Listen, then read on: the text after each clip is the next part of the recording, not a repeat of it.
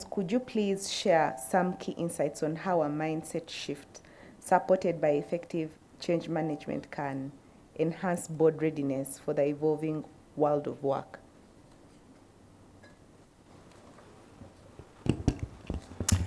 Thank you for the question. I'm glad I'm being asked to answer after Dr. Hatuib has.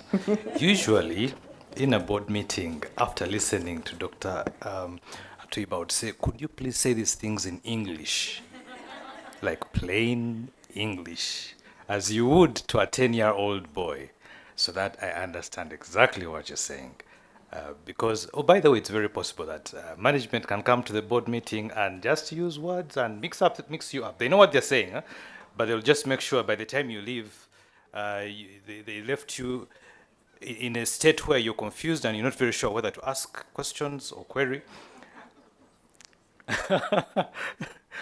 Because you're the board, how can you be seen not to know? So please break this thing down for me. What exactly are we saying?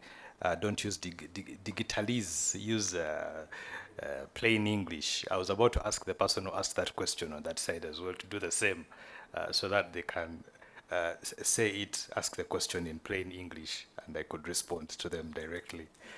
But I would just attempt around mindset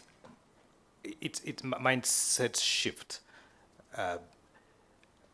Maybe it's about really trying to tease our minds and challenge our minds to think a bit differently. Try to think maybe the thought processes and ways we do things, maybe it's possible there could be a better way of doing certain things. I'll just give a quick example. Maybe if you talk about things like risk, I love a book by Dr. I think it's called Nicholas Taleb. It's Anti-Fragile, things that gain from disorder. And he says fragile things, like a glass like this, fragile things, when under pressure, they will break, okay? We normally thrive for then being resilient and robust. But then he says that robust things under pressure they'll resist and remain firm. Like a rock or a hard steel, if you put it under some pressure, it will resist, right? And he advocates for us to be anti-fragile, which is when pressure comes, you become better and stronger, as opposed to just resisting. So when you think about things like immunization, when you immunize a child, you introduce a disease to them that they did not have so that they can get stronger, right? If you think about when you go to the gym, you work out, you stress yourself, you don't come out the same. After a while, you get stronger, right?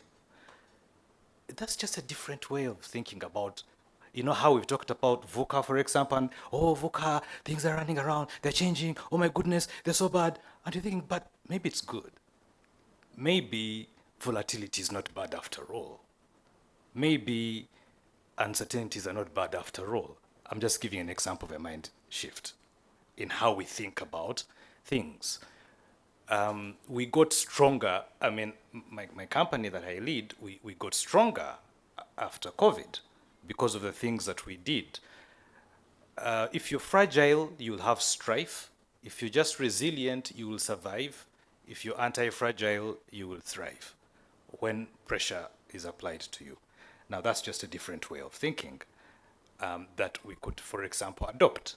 So, and it's a mind shift. We've talked about risk management many times and have thought about things in a particular way. Is there another way? Are we open to thinking about certain things in another way? Is it possible that I could be wrong? Is it possible that it's just calling your intellectual humility and say, maybe I could be wrong, maybe there's another way, so that we don't stick to our old ways or same way of doing things. So for mindset shifts, it's just trying to keep our minds open, I'd say, to different ways and of thought, of philosophies, and see how those can impact what we do.